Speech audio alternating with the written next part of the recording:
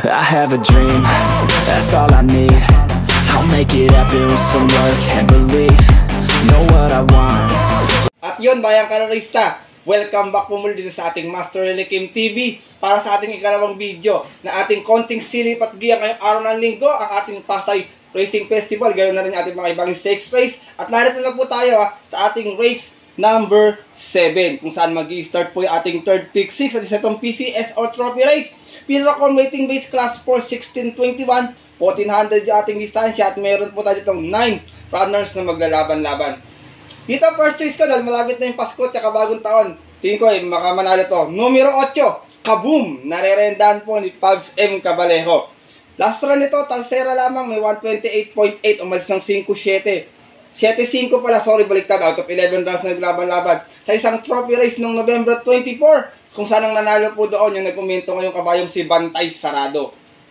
Same rider pa rin, Pabs M. Cabalejo, para sa ating numero 8, si Kaboom!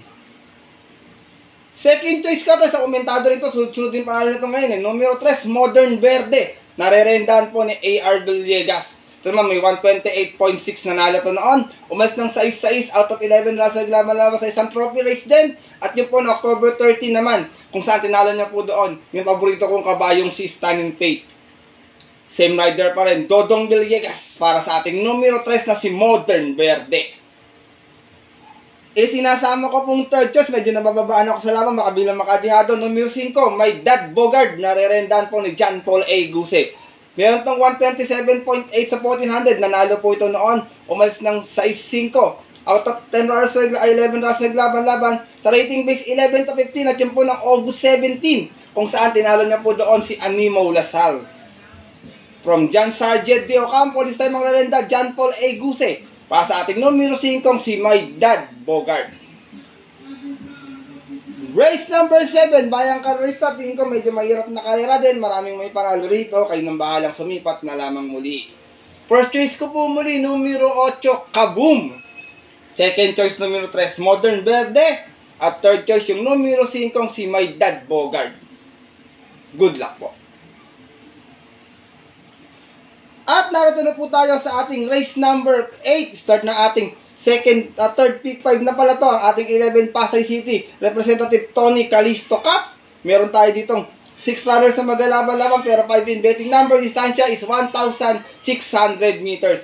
Dito bayang karerista, sosoloin ko na lang tong couple entering 4 and 4A. King James with JB Bakaykay and Worshipful Master with Lester De Jesus. Alam niyo naman tong si Worshipful Master. Hindi biring tinalo nito last time. King James last time sa media may 141.6. Dumating itong segunda. Umalis ng 2-2. Out of 4 runners sa naglaban-laban sa isang trophy race noong November 24. Kung saan napagtsagaan siya at tinalo po siya doon ng kabayong si Bill Jordan. Same rider na rin, JB Bakaykay, para sa ating numero 4 si King James. Samantala ito namang 4A na si Worshipful Master. Nanalo last time sa 1,800 meters. Meron ito 154.2. Bandera tapos. Out of 7 runs na naglaban-laban sa isang special race ng November 17. Kung saan tinalo niya po doon yung kabayong si Bea Bell. Same rider na rin tayo dito. Lester De Jesus. Para sa ating 4A na si Worshipful Master. Race number 8, mga bayang kalarista. Kung may masipat pa kayo pang upset, kayo nang bahala magdagdag na lamang. Pero para po sa akin, nakakalamang. Kaya sosoloin ko na lang po itong 4 and 4A King James with Worshipful Master. Good luck po. Ito na po tayo sa ating race number 5. Ay, race number 5 play, sorry. Race number 9 pala. Yung ating kaisa-isang pick for event. Ang ating Double Dragon Properties Trophy Race. Pinaka-com rating base class 5, 11 to 15 split. 1,400 yating distansya at meron tayo ditong 10 runners na maglalaban-laban.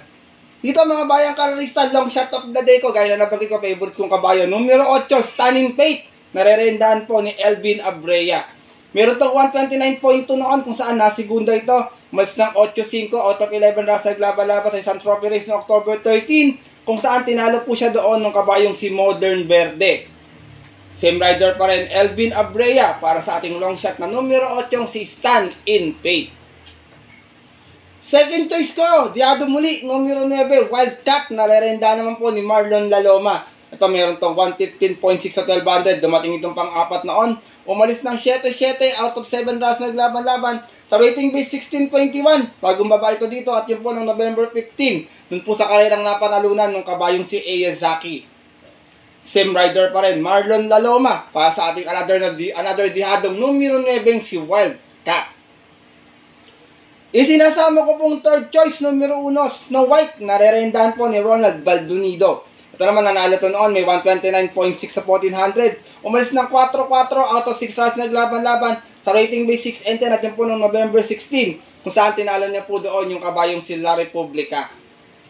Same rider na rin, RC Baldonido para sa ating numero 1 si Snow White. Race number 9, mga bayang kanalista. Tingin ko medyo mahirap na karera din to ha. Kayo nang bahalang makibalita na lamang. Paalala ko po muli sa inyo. First choice ko po muli, long shot of the day, numero 8, Stunning Fate. Second choice, another dihado, numero 9, Wildcat. At third choice, yung numero 1, si Snow White. Good luck po. Narito na po tayo sa ating race number 10. Ang ating 11 Pasay Travel City Grand Cup. 1,800 yung ating distansya. Meron tayo dito 6 runners na maglalaban-laban. Lahat po ito local horses, bayang kanalista. Dito first choice ko, nakadiyado nakaraan, numero 4, Open Beleng. Narerendahan po ni Patty Dilema. Meron tong 210 flat sa 2,000 meter last time, nanalo ito. Umalis ng 5-4 out of 7 rounds naglaban-laban sa isang special race ng November 24, kung saan tinalo niya po doon yung kabayong si Sonic Clay. Same rider na rin tayo, Patty Dilema, para sa ating numero 4, si Open Beleng. Second choice ko, numero 5, galing din sa panalo, numero 5, Magtotobetsky. Narerendahan po ni Jomer Estorque. Nanalo ito last time, may 126 flat sa 1400, umalis pa ng 8-8, bugaw sa lahat. Out of 8 rounds naglaban-laban sa isang trophy race ng November 24, last race, kung saan tinalo niya po doon yung kabayong si Come From Behind. Same rider na rin, Jomer Estorque, para sa ating numero 5, si Magtotobetsky. Race number 10, mga bayang kanalista. First choice ko po muli, numero 4, Open Billing. Second choice, numero 5, Magtotobetsky. Good luck po. At lipat na po tayo sa ating penultimate race ngayong araw po ng linggo. Ating race number 11, Pasay Racing Press Sponsored Trophy Race. Pinrocom Rating Base Class 5, 11 to 15 split. At meron tayong 10 runners, 1400 na muli ating distansya. Dito first choice ko, galing sa pangalang Diado last time, numero 9, Flywheel. Narerendahan po ni Joe El Ciego. Nalo ito last time, merong 128.8, bandera tapos. Out of 11 rounds naglaban-laban sa rating sa isang special race, At yun po ng November 23, kung saan tinalo niya po doon yung kabayong si Doña Chichay.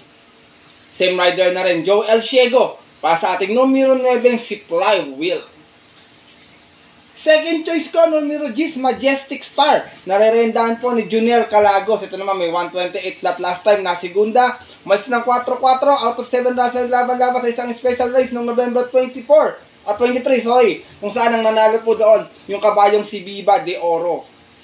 Same rider pa rin, Junel Calagos, para sa ating numero 10 na si Majestic Star. Isinasama ko pong third choice, lagi na sa timbangan, baka makachambang dihado, numero 7, Advocacy. Narerendahan po ni Jomer Estorque. Last run, Tercera, may 131.6 sa 1400, umalis ng 9-8. Out of 14 rounds naglaban-laban sa isang trophy race noong November 23, kung saan ang nanalo po doon yung yamadong si Lemon Bell. Same rider pa rin, Jomer Estorque, para sa ating numero 7, si Advocacy. Race number 11, penultimate race ngayong araw po ng linggo. First choice ko po muli, numero 9, Flywheel. Second choice, numero 10, Majestic Star. At third choice, yung numero 7, si Advocacy. Good luck po. At narito na tayo sa ating huling karera ngayong araw po ng linggo, ating race number 12. Para tingnan siyempre ito ating mapaboritong exotic bets at isa itong Councilor Mark Calisto Trophy Race. Pinrocom Rating Base Class 5, 5 placers. Meron tayo ditong full gate pero 12 in betting number lamang, bayang kanalista. Dito first choice ko, couple entry 12 and 12A, Magnum Force with CL Advincula, and 12A, Mount Amandiwing with Jomer Estorque. Magnum Force, last run, Tercera, may 130 flat sa 1400, umalis ng GIS 11, out of 13 runs naglaban-laban sa isang trophy race noong October 12, kung saan ang nanalo po doon yung kabayong si Professor Jones. From A.R. Villegas Design mga rerenda, si El Advincula. Para sa ating numero 12 si Magnum Force. Samantala namang 12A na si Mount Amandiwing galing sa panalo last time, merong 130.6. Umalis ng 7-6 out of 9 rounds naglaban-laban sa isang special race din. At yun po noong November 23 kung saan tinalo niya po doon yung kanyang couple entering si Gable. Same rider pa rin, Jomer Estorque para sa ating 12A na si Mount Amandiwing. Second choice ko, isa sa mga bebenta rito, tingin ko solo taga ito dito, baka mapabayaan. Numero 5, nagbabalik, Ivan, narirendaan po ni Noel C. Lunar.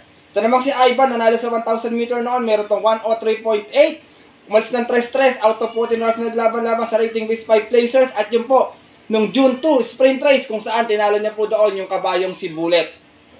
Same rider na rin, Noel C. Lunar, para sa ating Grey Galloper na numero 5, si Ivan.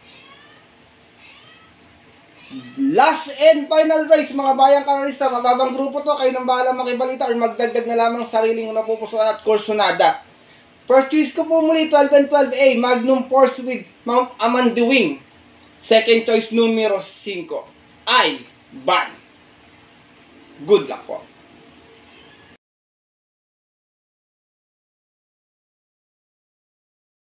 At yun po mga bayang karalista at ating mga Kayokabs, sa tapos ito ating dalawang set ng video na ating konting silip at giya ngayong araw ng linggo na sana po makatulong po sa inyong diskarte at pananaya. Sana makakuha tayo ng maagang pamasko, makachamba tayo ng yummy dividends dahil alam ko maraming diadista dito mga Kayokabs natin.